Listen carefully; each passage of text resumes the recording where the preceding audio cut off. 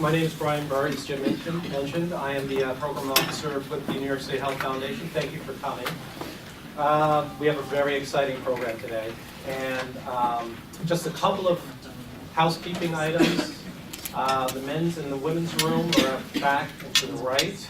Also, if you have your cell phones on, you should put it on vibrate.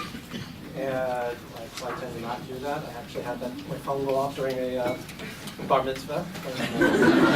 So I've learned my lesson. And I think everyone is probably, hopefully, has read the article that was in the December issue of the New England Journal of Medicine. So I'm not going to go into the details of that. But I think it's safe to say that it did really spark or re-spark a conversation about social determinants, housing, and healthcare status. So with that being said, and also with the timing of the waiver announcement, I think this actually turns out to be a very timely conversation. So with that, I am actually going to introduce our panelists. First, Kristen Miller, who is the director of the Corporation for Supportive Housing New York office. Her work focuses on innovation, expanding access to supportive housing for the most vulnerable and high-need populations of homelessness. And in addition to being a grantee of ours, she also was on the Medicaid redesign team's affordable housing workshop. Is that correct? Good. Sitting next to her is Elizabeth Misa. Thank you. Glad we got that right. Who was appointed by the governor to serve as Deputy Medicaid Director in the New York State Office of Health Insurance Programs. She assists to the day-to-day operations of the office, which manages the state's $54 billion Medicaid program. She is charged with assisting the Medicaid Director in implementing reforms forwarded by the governor's MRT. And then last but not least is Kelly. I just want to make sure that I get it right. Kelly is an emergency physician and faculty member in the departments of emergency medicine and population health at the NYU School of Medicine. Her research on homelessness in emergency departments has been published in several journals, obviously most recently in the New England Journal. She is a fellow of the Academy of Medicine and works in the emergency departments at Bellevue Hospital and NYU Langone. She is also a Robert Wood Johnson Scholar. So with that, welcome. Thank you again for coming. And I think what we're going to do is start with Kristen, and then we'll turn it over to Kelly, and then we'll sort of tie things up with Liz. Okay. Well, welcome, everyone. We are so pleased to be here today. I want to note that this is a richly diverse audience from what we can tell from the RSVP. So we have housing people here, medical folks, academics, a little bit of everybody in here, and that I think is what really what we're talking about today is this mixing of different fields, different expertise. So we should have some really rich discussion today. Okay, so I wanted to first just briefly talk about CSH.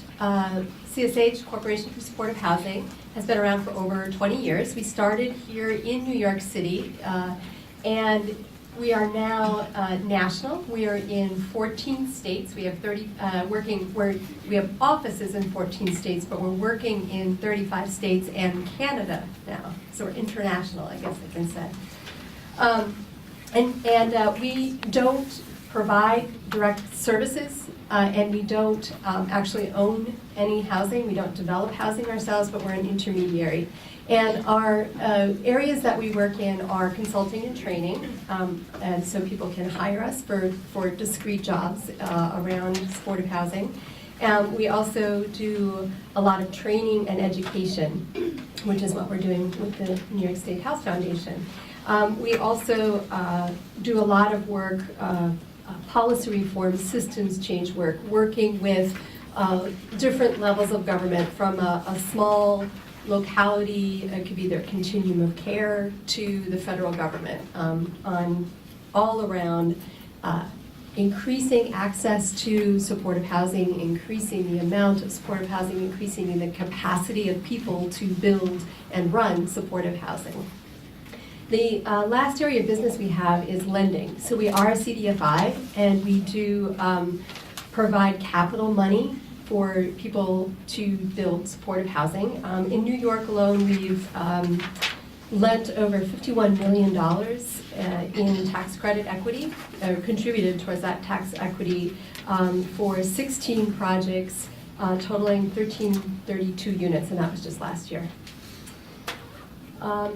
So that's a little bit about who we are at CSH, and really we focus on being thought leaders in the field of supportive housing. This has been around for over 20 years, and it's maturing, it's developing, we're learning as we go, and so we take expertise and experience from around the country, bring it to localities, and we also take, so it's a kind of a top-down and a bottom-up approach. So I can learn from what they're doing in Bloomington and Cleveland and other places around the country and bring it to New York, and vice versa. We also work with a lot of the national, SAMHSA and HMS and CMS and all these different places. So where we are right now is, my turn. We have,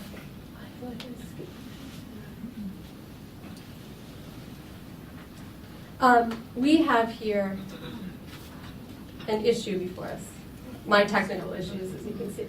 So what we have before us is we have, from our perspective, a number of homeless people who continue to use many systems. They have complex issues, and they're in all areas of their lives. They're touching way too many systems, and everybody, the individual and the systems, have poor outcomes because it's just, there's no coordinated effort. We have siloing happening between different systems, and nobody's winning. We know this for those of us who are in the work. They're bouncing all around. And it shows in particular outcomes like we have here. The mortality rates among homeless adults are 3 or more times greater than that of the general population. And because of this, they require a much more comprehensive, integrated intervention that is looking at the whole person. So it's really where we are today with many of the people, particularly the homeless people that live here in New York and across the country. And so what we also have here, though, is opportunity. And this comes from the Affordable Care Act. And this is, as everybody here knows, this federal initiative that is really forcing us in a good way to really look at how we do our work here in New York. And really working to, as we always, Liz's mantra is bending the health care cost curve and improving the improving the quality of care. And this is the opportunity that the ACA gives us. And what we're seeing is across the country, everybody is trying to implement this in different ways. As usual, a federal initiative comes down and it doesn't have a lot of details. It's left to us to locally implement it. And so we are seeing lots and lots of different ways in which people are working to identify these high cost, high users with poor outcomes and integrating them with different care models, innovative ways. So one solution that we see, of course, is integrating health and housing. I want to just pause for a moment and talk about what is supportive housing, because not everybody in the audience might not be familiar with it. Supportive housing is affordable, independent living with voluntary service supports. So it's important to know that it's not a program. It's not a group home. Services are not mandatory. Individuals who live in the housing have their own lease, and they are encouraged but not mandated to participate in services.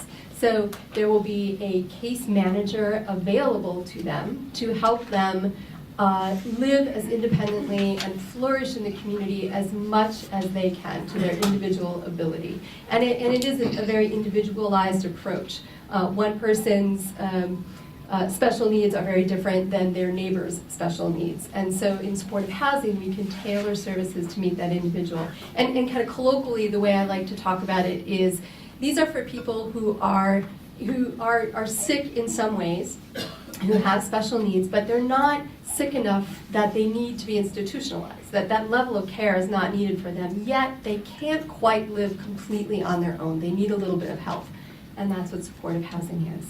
And just as an FYI, there are now over 45,000 units of supportive housing across New York. And there are two basic models of supportive housing. One is what we call congregate care, which is not in your program sense congregate care, but it just means that an entire building would be dedicated to people with special needs. So all the individual apartments will be filled with individuals with special needs. It can also be mixed use, where some of the units are perhaps affordable or even market rate apartments, and some of the units within the building are occupied by tenants with special needs. And another model is scatter site housing. So these are just an organization would get a contract, likely from a government agency, and for 20 apartments, and they would go out in the community and identify those apartments, typically from private landlords. And the case management services would be kind of mobilely delivered. In the congregate, typically there is a case management presence. There's some staff presence on site, but again, it's not mandatory. It's in old New York buildings, there might not be the space for that kind of a thing. So it might be around the corner, or again, the case manager might come to the individuals, but it is available to the tenants. So really something that CSH has been focusing on for a number of years now is, how do we integrate this care management and supportive housing that we know stabilizes these individuals, and this is what the article speaks to. It's been proven time and time again that this works. And I'm going to talk here now about some more examples across the nation where we have seen supportive housing targeting these high users, high need folks with supportive housing. And you can see here in just in August of 2011, the Economic Roundtable looked at a study that showed that tenants in supportive housing saved, on average, hospital costs at a rate of $3,222 per patient per month, or 88% of prior costs. In Denver, we had another study where 50% of the tenants placed into supportive housing improved their health status, 43% improved their mental health outcomes, and 15% reduced their substance abuse. Seattle, 30%, and these were chronic inebriates in the Seattle project. And we're also looking at, in San Francisco and Chicago, highly significant survival rates for individuals with HIV/AIDS in supportive housing as compared to a control group. And there's more. So the studies on the last slide were from around the mid-2000s. So we were just baby steps starting to look at, does this really work? We think it works. We intuitively know, those people in the front staff and the front staff workers, they know it works, but let's show it. Those studies then continued on to bigger projects. One of them, it was in San Diego. It says Project 25. We actually increased that to 35 because it was so successful. We targeted, we gave supportive housing services and discharge services to a targeted top 35 chronically homeless, most frequent users of the ERs and other emergency rooms, emergency departments, and other public resources in San Diego. And we were able to save $4.2 million. Showed a 55% reduction in ER visits, inpatient hospitalizations, ambulance transports, and also arrests. What I am focusing here today is just looking at health services use, but we know that this work can be translated to many systems. So it can be, we've seen the same results in child welfare, in criminal justice, so you can see your substance use. So really supportive housing is a known intervention that just stabilizes folks who bounce around, who chronically bump around from different systems with lots of disorders. A major initiative we had here was UZ, and this was in California, and it was a 6-year, $10 million pilot program. And we really, once again, we found these, you can see, significant decreases in use of these public systems. And the last one here is the, in Seattle, again, targeting frequent users of hospitals, but also jail and other institutions. And there, what was interesting is that we piloted a voluntary assessment tool to really help identify these users. And again, you can see positive outcomes in all different systems areas. Great, thank you, Kristen. Kelly? Thanks, Kristen. Yes. Your clicker there? There you go. Thank you. Great. Thank you, everyone, for being here today. Thank you, Kristen, for framing some of the evidence around supportive housing.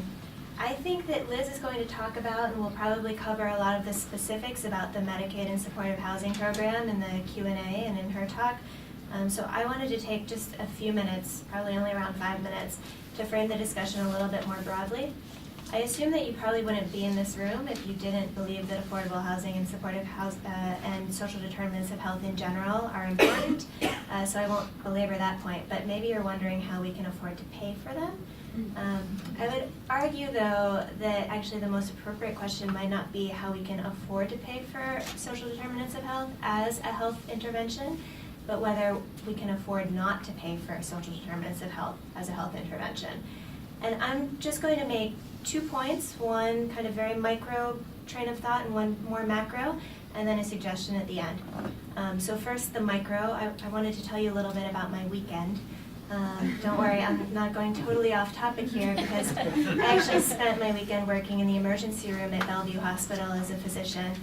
Most of you probably know Bellevue Hospital is located on the east side of Manhattan. It's the oldest public hospital in the U.S., and we serve a primarily indigent population. And Bellevue is really a remarkable place. Even though most of our patients come from very few resources, we're able to provide them with state-of-the-art medical care. Basically any imaging test, CAT scans, x-rays, medication, lab tests, anything I would want to order for my patients, I can order just with like the click of a mouse. Literally, I just click a button and it happens. And I worked really hard all weekend, but in the end I feel like I was just providing sort of Band-Aid care because I wasn't able to do anything to address the social determinants of health that were really the main drivers of my patients' health, and in some cases their visits to the emergency room. I'll tell you about one patient. I actually saw him twice in one day, and that's not altogether uncommon in our emergency room. This is a man who was chronically homeless and also alcoholic. And I first saw him as I was coming on for my Saturday morning shift. He was leaving the emergency room after having slept it off the night before. A few hours later, he was back. He had drunk again and had fallen on his face on the streets where he lives. And we had to get a CAT scan of his face, a CAT scan of his head, a specialty consultant for his broken facial bones. And you just think, wouldn't it be better, and the research shows probably cheaper, to get him an apartment instead? And I looked at the guest list here, and I know that there aren't many physicians in the room, so I'm going to tell you like a dirty little secret about physicians. We all know that social determinants of health are important. We all know it. But we feel powerless, really, to do anything about it, and our healthcare system currently is set up in a way that doesn't allow us to do things about it. Case in point, at Bellevue on the weekends, we have one social worker, not just for the emergency department, but for the entire hospital of Bellevue, one social worker. So what I'm experiencing as a physician in the ER at Bellevue is playing out all throughout the U.S., which brings me to my more macro part of the discussion and a few slides. I recommend checking out this book. It came out pretty recently. It's by Elizabeth Bradley and Lauren Taylor, who are scholars at Yale. It's called The American Healthcare Paradox. And their central argument is this. They say, inadequate attention to and investment in services that address the broader determinants of health is the unnamed culprit behind why the United States spends so much on healthcare but continues to lag behind in health outcomes. And the basic argument they lay out is this. We've probably all seen variants of this slide. This slide shows that the US is an outlier when it comes to healthcare spending. This shows our healthcare spending as percent of GDP in the US compared to OECD averages and other developed countries. And this is actually from 2009 when our healthcare spending as percent of GDP was about 16%. Currently it's closer to 18% or so. But look at what happens when you add social service expenditures to the graph. Here you see the red bars are total social service expenditures as a percent of GDP, and the blue bars are healthcare expenditures as a percent of GDP. So you see that the US is no longer an outlier when you add these two things together. In fact, we're sort of in the middle. And even more striking, the ratio in the US of spending for social services to healthcare services is way different than in any other country. We spend far less on social services and far more on healthcare services. And this, different ratio might not be a problem in and of itself if we were, having good outcomes, but we're not. Our strategy isn't working. The US ranks behind most other countries in multiple measures of health, infant mortality, life expectancy, birth weight. So what do we do about it? I think that probably in the audience people are familiar with the concept of health in all policies. Can I get a nod of the head? Okay, good. Or a nod this way, either way. Most heads are nodding this way. So, this is a widely accepted approach. It means that health considerations should be incorporated into decision-making across different sectors and policy areas. So, for example, if the transportation department is trying to decide whether to build a highway, they should consider the health impact of building that highway. And actually, this kind of frame of mind has really changed the way that we do business, even here in the US. But I think that health in all policies is great, but I think we also need to flip it on its head. I think we need an all policies and health approach. The New York State Medicaid Redesign Supportive Housing Initiative is one example of all policies in health. It's where the state was considering housing as an integral health intervention and putting money for that, to improve health and to save costs in the long run. And just kind of one optimistic note to end, as the Affordable Care Act and other new kind of initiatives are coming down the line that are going to change the payment incentives for healthcare in the US to start rewarding more both quality of care and eventually, hopefully, also population health outcomes rather than simply number of services provided. They're going to be exciting new opportunities and really imperatives to start to take more of an all policies and health approach to best figure out how we can provide healthcare that's more effective and more cost efficient. Great, thank you, Kelly. And last but not least, Liz. Well, thank you. I think Kristen and Kelly did an excellent job framing the discussion, and so now I just wanted to give you a little flavor for what we're doing with Medicaid and Medicaid redesign and how we're investing state-only Medicaid dollars into supportive housing and what goals we see for the state and what populations we're serving. But right now, New York is making the largest investment in Medicaid state-only dollars in supportive housing. So our proposed budget for 14-15 invests $260 million over 2 years to provide supportive housing throughout the state of New York. So we invest dollars in capital to construct new supportive housing units throughout the state.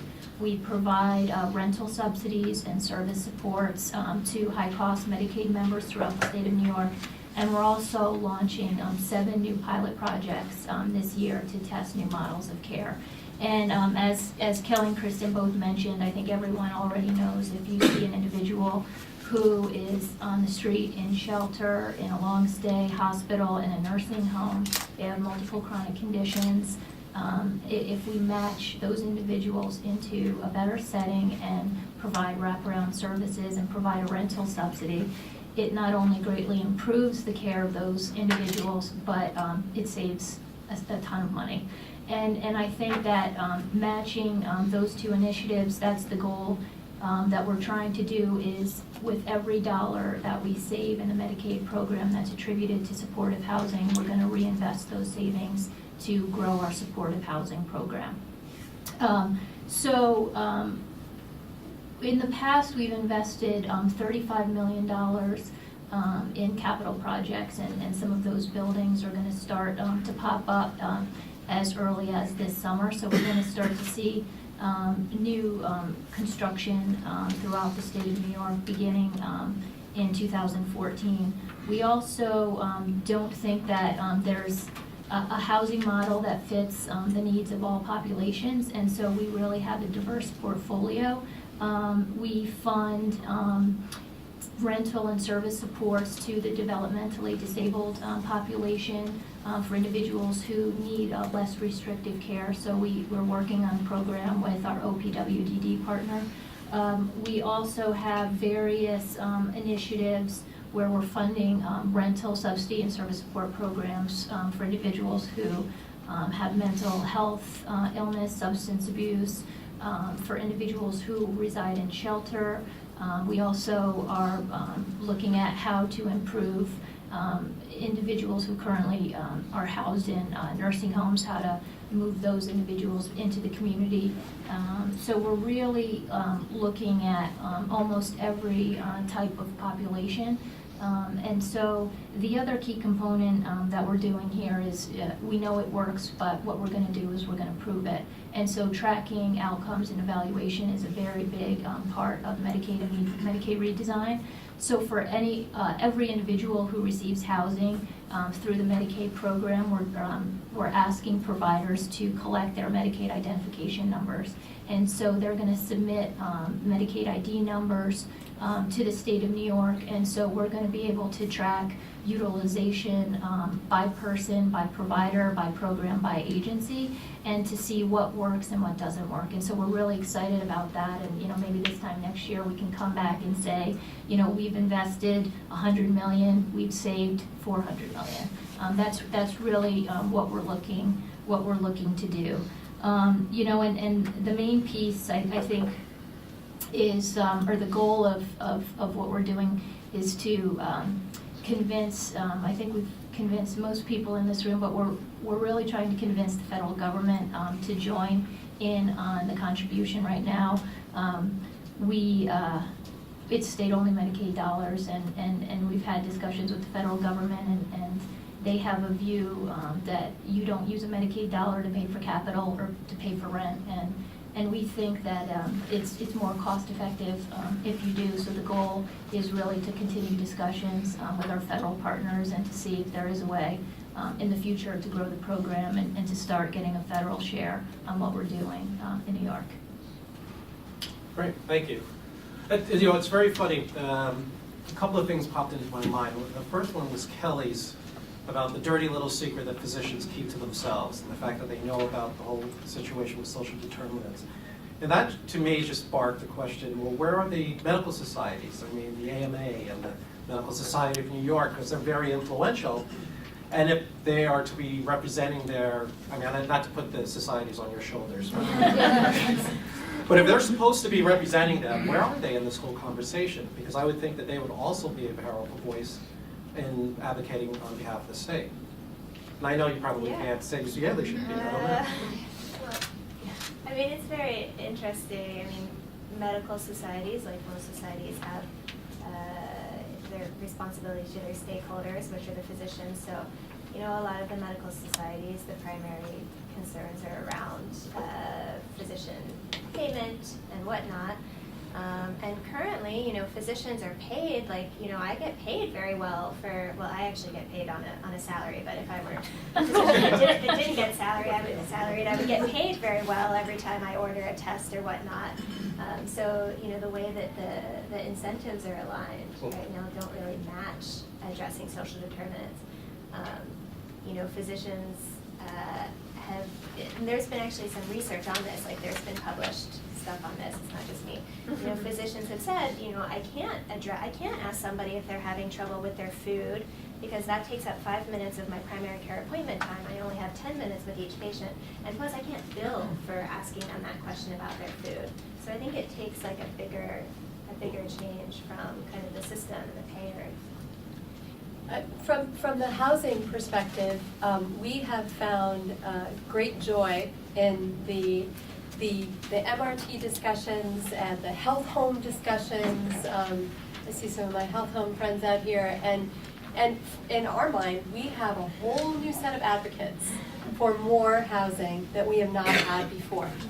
People knew about it, the individual physicians, yes, he's homeless, I wish he had a home, we need more housing. But it's because of the medical world, the ACA changes that are coming down, the Medicaid changes, it's kind of putting housing more literally at the front door of medical care professionals in a way that's not been done before. So for us, it's kind of a good thing. Liz, any thoughts since you represent the state? Well, I was going to say it's a good point. I think that might be one of the only groups that's not represented on the Medicaid Redesign to Affordable Housing Work Group. I think we have over 40 stakeholders, and it's really the best and brightest minds in the country, and quite a few people are in the room today. And I think that's one of the keys to what we're doing too, is we don't just sit in Albany and say we know how best to spend this money. We engage the stakeholder community, and we just had a full day meeting on Friday on what members thought how best to use the $100 million, and I think it's really a key component where when we're making decisions, we're engaging, everyone who's involved in the day-to-day work and getting their thoughts and feedback. But I'll certainly send an invitation to a few physicians and ask them to participate. And I'm going to ask one more question, then I'll open it up to the members of the audience. So where does the announcement with the waiver, how does that play in the discussions right now? I mean, does it or doesn't it? Or because I know they did decline it at one point. Yes, so our original waiver submission that was submitted to CMS had a request to reinvest $750 million over 5 years in capital and services for supportive housing. Our thought was if we could have them fund the capital and the services, that we would use our Medicaid state-only dollars to fund the rental subsidy, knowing that was a pretty big hurdle. Unfortunately, the federal government took a pretty hard line on certain things that they viewed as not fundable, not specific to supportive housing, but in general, no capital, no rents, health information technology, and evaluation. And so what we had to do was tremendously scale back our request into the waiver that was recently approved, I think on the 14th of February. And so in there was a concept of funding transitional supportive housing. We thought we could get our little toe in the door and see how far we can get. And but I think that the waiver discussions and how our original proposal changed quite a bit really makes what we're doing right now all the more important. And we aren't giving up. We'll just keep asking until we get a yes. Okay. Well, I just realized that it was February 14th, which was Valentine's Day, so maybe it was a love kind of thing. That's also a little love gift. It was a very nice Valentine for the state of New York. Okay, so why don't we'll open it up. Does anyone, any questions, thoughts, comments, suggestions? Lorraine. So I'm happy to, my name is Lorraine Brown, and I'm from New York City Health and Hospitals Corporation. And so I'm happy to see Kelly, and I'm happy to hear what you said in terms of that at least there being recognition by our physicians that of the importance of the determinants of health and especially housing. I think one of the most frustrating things, frankly, for a healthcare provider and a healthcare system that recognizes how critical housing is how difficult it is, even when you're focused on it, to make it happen. Right? And so my two colleagues at the front of the table hear probably more than they ever want to hear from anybody, from me, about all of the challenges we have with our patient population, those in nursing homes, those in hospitals, those who are our health home participants, those who are in our ambulatory care services, about the constraints, particularly for low-income individuals. And some of those constraints we've imposed on ourselves, and I think we're making some headway there. For example, many years of successful New York collaborations that actually focused on the street-based and the homeless, but didn't focus on if you were in a hospital bed or a nursing home bed, you weren't technically homeless and therefore you couldn't get out. So there's a awakening there. One of the big issues though, so that was my commercial, but one of my questions or an issue to put to the panel is that even when we have the combination of MRT housing, Liz, as you know, and the support of a large healthcare organization such as HHC, and even providing the land for the creation of the apartments and units, which in New York City is probably one of the most challenging issues. And even when we commit as the healthcare provider to provide the healthcare services, the in-home home care services, etc., we butt up against some very restrictive rules around rental supports, rental subsidies, and even when we get project-based rental support from HUD, the process of getting people into those apartments is incredibly frustrating. So part of the issue is even after, Liz, we get a yes from the federal government, we've got to do something about the conflicting rules that HUD has with regard to rental supports, that our city public housing agency has about how people get into the apartments, that there are so many aspects to people, particularly low income and to people with special needs, getting in to the housing unit even after it's built, that we have to work on. I agree. I agree, and I think, I've only been involved in housing and Medicaid redesign with the health department for 2 years, and managing the MRT affordable housing portfolio was one of the first things that I was able to work on. And one of the first things I learned is in the state of New York, housing is complicated. It's different in the city, it's different in every county, it's different depending upon your diagnosis. Rental subsidy eligibility is different, who administers the subsidy and the services and the capital is different, and I agree with you that removing the barriers to housing is definitely something we need to think about and improve moving forward. In New York, we are lucky in that we have many different resources. We are a resource-rich, there's never enough, don't get me wrong, but we have many different available resources to support people in housing and different capital resources, which is wonderful, but we have made, because of that, a very complicated system. If your hair is red and it's raining, you're not in. If it was sunny and Thursday, you would get in. It's crazy. We part of our health home training, which is this idea of health home care coordinators are responsible for identifying housing for as one of the many tasks that they have, and so we've been trying to help people understand how supportive housing works and how they could work together, health homes and supportive housing. And we created this opening slide in our PowerPoint that has 53 different bubbles of different types of housing, and took 3 people of over 70 years experience to try and come up with this, and 5 state government agencies to try and just put this bubble slide together. And the care coordinators are asking, well, just tell us how it works. Well, if you have 10 years, we can try and figure it out.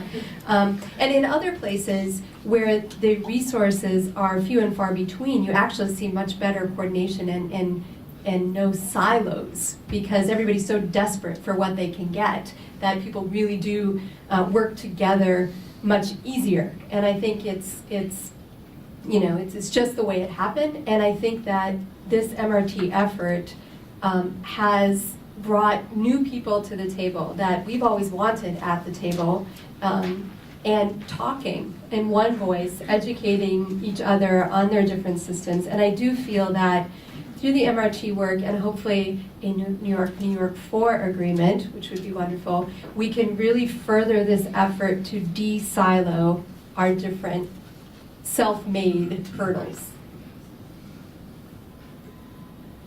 Yes.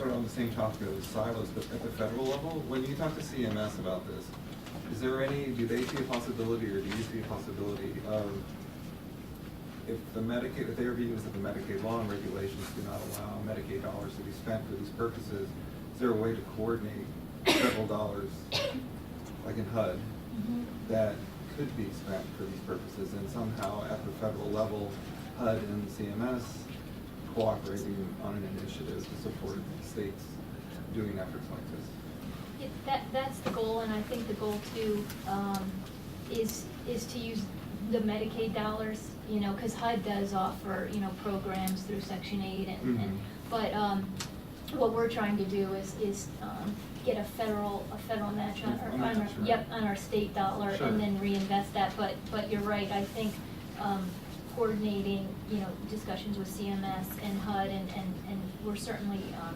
trying to do that, and to demonstrate the, you know, the cost effectiveness and the benefits and improved quality care of what we're doing to further grow the program. We're also doing that. We've, wherever we can, we're trying to get CMS and HUD to understand in particular what is supportive housing, because there's a lot of misunderstandings and myths where they think they're funding a group home or, you know, something like that. So, and we actually have seen some headway. I mean, I think there is hope that eventually we can get both sides on the same team. And really, I mean, I think everyone here can help educate. I mean, I think it's an education issue of what it is, how this integration is beneficial to individuals and to the systems. I think is a mandate we should all be promoting. Yes. Also, unless you're painfully shy, it'd be very helpful if you introduce yourself and who you're with. I'm Sidel Nepper. I'm the CEO of SK Mayor, and we're actually doing the first Medicaid redesign project on East 99th Street in Manhattan. You can speak up just a little bit. With HHC. We're doing the first Medicaid redesign project in Manhattan with HHC. I'm also co-chair of the New York Housing Conference. And I think one of the big issues is information that's available to various providers and various entities. So for example, I think it would be very helpful if on any kind of wait list, on any kind of outreach in terms of lotteries that have to be done by, and you know, housing requires lotteries, whether it's a state lottery or basically a city lottery or a NYCHA lottery. If there's some way to identify and keep private the information that somebody is a high Medicaid user. Because we do a lot of senior housing as well, and in lower income neighborhoods. And I'm absolutely positive that 98% of our residents are probably high Medicaid users. But we don't know that because there's no way, those are different lists that are all siloed. So I think if there's a way to kind of focus on trying to get one list with various information that different agencies can use, I think you'd be able to extend and show that Medicaid, actually, you could impact on seniors, for example, who we all know that the health system in the United States basically has very high costs at the end of life time. And so probably affects the whole senior population, but we aren't able to do that. There's no way to identify anybody who is on a list of any kind or another as to whether or not they're a high Medicaid user, unless by some chance they're coming, like we are doing, from a long-term care facility where we know that the people are high Medicaid users. Thoughts, comments? Yeah, no, that's a good point, and we're working in that direction. I think, you know, when the process started, we knew that we wanted to cover Medicaid members with these dollars, and everyone always says, well, how do you define a high-cost Medicaid member? And you know, the reality is you could be a high-cost Medicaid member last month and not this month, and so we really didn't want to have a very restrictive definition to add another silo to the process. But you're right, and we have been talking, you know, in terms of capital and development, and you know, we've been starting discussions with HCR, and one of the things, you know, that we're thinking of doing, you know, the list is a good idea. But, you know, where do we concentrate housing? Do we look at, you know, poverty statistics throughout the state of New York, and do we, you know, concentrate more housing in those areas? I think, you know, we're trying to think, you know, in terms of next steps, how to provide better data to the providers and developers and more people, so we can better target, you know, the units, and so folks have the information, you know, to assist with the effort. I was just going to say, I think that it's a really good suggestion, to the point of data integration between different systems. You know, one of the things that you commonly hear is, oh, HIPAA rules, and it makes it all complicated for sharing. I was just reading a really interesting example, actually, of the Parkland Health System in Texas, and they are doing something like this, where they're integrating a system where multiple parties can access, that has the healthcare system information along with the housing and homelessness system information and a few other kind of key social service systems. So it is being done in places in the US, so that means it's not impossible, and I think it's something we should really think about. 1, 2, 3, and then 4. Name and speak up, please. I'm Enrico Cullen from near Harlem. We provide asthma services, in-home asthma services in Harlem and South Bronx. And children with asthma are absent more often than any other ailment. And this can be fatal. One of the major issues is housing and healthy housing. Mayor de Blasio has been outspoken in terms of NYCHA and environmental mitigation. I'm wondering if you've seen any movement since he took office, if there's any changes or any outspoken anything that's been happening. The housing commissioners, all 3 of them were appointed 2-3 weeks ago, so not yet. I think they're still kind of figuring their details out at this point. Yeah.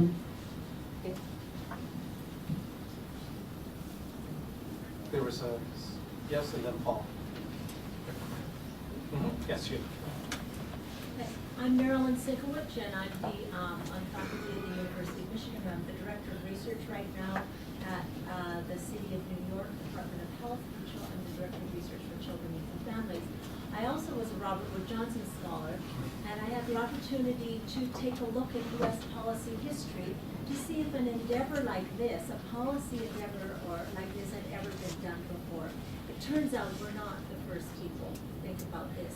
In periods of reform in U.S. history, there have been policy and programs instituted that are comprehensive and integrative. And there's lessons to be learned from history. And one of them is, I wanted to follow up on a point that was made here about evaluating these kinds of initiatives. It's very important, it's crucial that we pick the right evaluation periods when it comes to evaluating policies and programs like this. When we're talking about the social determinants of health and changing the distribution of health disparities, we're talking about structural change.